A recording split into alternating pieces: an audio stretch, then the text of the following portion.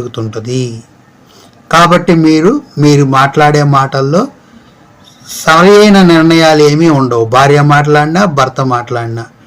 కాబట్టి మీనరాశి వాళ్ళు భార్య అయితే భర్త వలన ఇబ్బంది, భర్త అయితే భార్య వలన ఇబ్బంది. ఎందుకంటే సప్తమ స్థానంలో కేతుగ్రహ సంచారం వలన. అదే మీనరాశి వాళ్ళకి సింహరాశి భర్త కానీ సింహరాశి భార్య కానీ అయితే ఇంకా కొంచెం ఇబ్బందులు. ఎందుకంటే సింహరాశి వాళ్ళకి ద్వితీయ స్థానంలో కుటుంబ స్థానం అన్నమాట. విద్యాస్థానం, ధనస్థానం, కుటుంబ స్థానంలో రాహు ఉండటం వల్ల వాళ్ళు మనీ మేనేజ్మెంట్ సరిగ్గా చేయక ఆ విషయాల్లో కూడా వాళ్ళు ఆర్థిక ఇబ్బందుల్లో ఉండటం వల్ల కుటుంబం మీద ప్రభావం చూపిస్తుంది.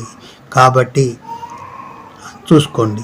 అలాగే కన్యా రాశి వాళ్ళకి జన్మరాశిలోనే కేతు ఉండటం వల్ల వాళ్ళు సరైన ఆలోచన నిర్ణయాలు సరిగ్గా తీసుకోలేరు. కొంత గురుబలం ఉంటుంది.